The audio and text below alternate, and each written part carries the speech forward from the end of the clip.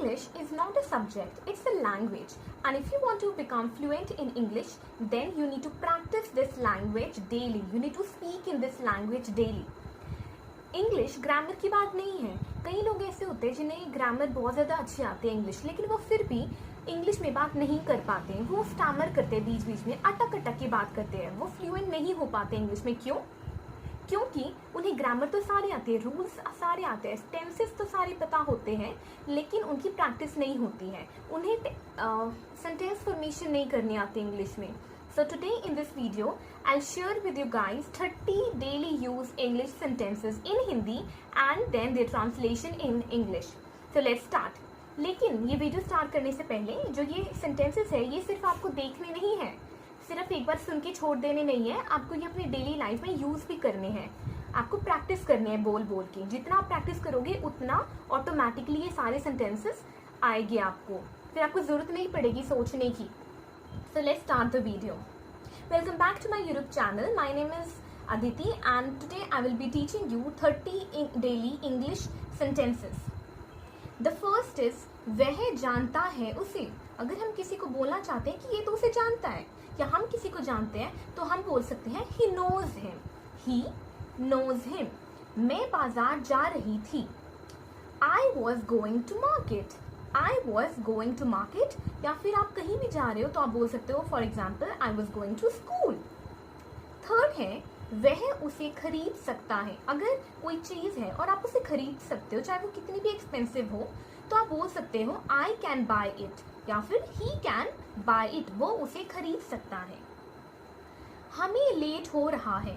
अगर आपको कहीं जाना है, बहुत जल्दी है और आपको देरी हो रही है तो आप कह सकते हो we are getting late, hurry up, हमें देरी हो रही है. वह बहुत बोलती है. अगर आपको कोई फ्रेंड है और वो बहुत बोलता है तो आप उसे कह सकते हो oh my god you talk too much या फिर वो बहुत बोलती है शी टॉक्स टू मच.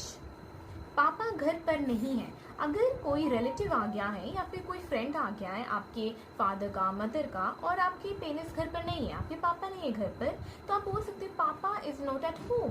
पापा इज नॉट एट होम. यह सच नहीं हो सकता. अगर आपने कोई ऐसा बात सुन ली है जिसे आपको सुनकर बहुत शॉक लगा है और आपको उस पर विश्वास नहीं हो रहा है तो आप बोल सकते हो इंग्लिश में it can not be true. It can not be true. मेरे पास कार नहीं है. I don't have a car. अगर आप किसी को बता रहे हो कि मेरे पास ये नहीं है, मेरे पास बाइक नहीं है, मेरे पास मोबाइल फ़ोन नहीं है या मेरे पास कार नहीं है तो आप बोल सकते हो I don't have a car. मैं नहीं जा सकी. I couldn't go. For example आपको किसी पार्टी पे जाना था लेकिन आप नहीं जा पाए वहाँ पर तो आप किसी को बता रहे हो आई कुडंट गो, मैं वहाँ पर नहीं जा सकी. क्या उसकी तबीयत खराब है. इज ही सिक. अगर आपको किसी का हाल चाल पूछना है और पूछना है क्या तुम ठीक हो, क्या तुम्हारी तबीयत खराब है, क्या तुम बीमार हो, तो आप पूछ सकते हो इज ही सिक. क्या वो बीमार है. क्या तुम आ सकते हो. Can you come. Can you come. क्या मम्मी सो रही है. Is mom sleeping. क्या तुम बाजार जाओगे. Will you go to market. The 14th one is क्या तुम सुन रहे हो. सपोज आप किसी से बात कर रहे हो और आपको लग रहा है कि दूसरा आदमी आपकी बात सुन नहीं रहा तो आप बोल सकते हो ओ हेलो आर यू लिसनिंग. क्या तुम सुन रहे हो मुझे. वह कहाँ रहता है. अगर आपको किसी का एड्रेस पूछना है तो आप कैसे पूछोगे वेयर डज ही लिव. वो कहाँ रहता है. Where does he live. तुम ऐसा कैसे कर सकते हो. अगर किसी ने आपके साथ कुछ गलत कर दिया और आपको उसकी बात पसंद नहीं आई या फिर उसका किया हुआ पसंद नहीं आया तो आप बोल सकते हो how can you do this. तुम ऐसा कैसे कर सकते हो. वहाँ कौन जा रहा है.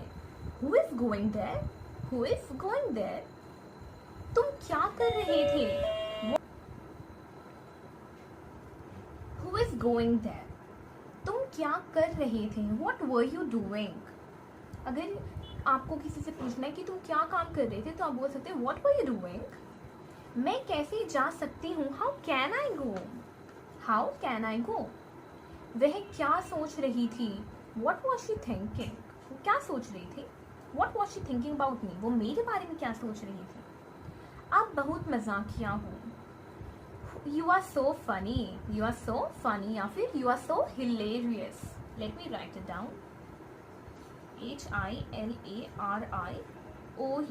यू आर सो फनी या फिर you are so hilarious.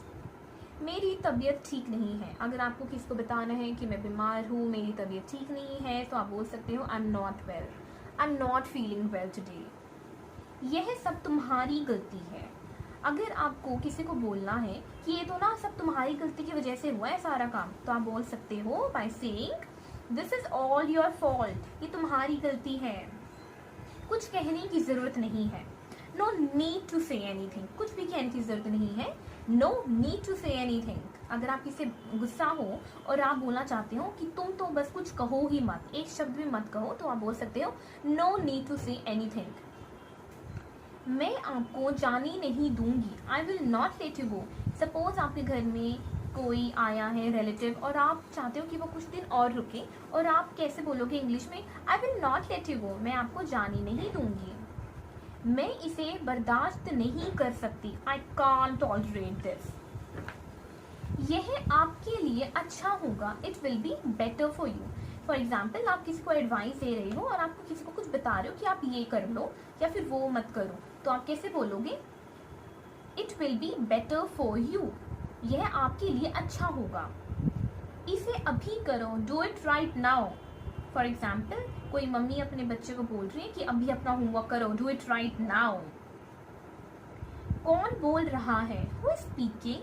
For example, आप अपने कमरे में बैठे और आपको कुछ आवाज आ रही है, तो आप कैसे बोलोगे इंग्लिश में, कौन बोल रहा है, हु इज स्पीकिंग।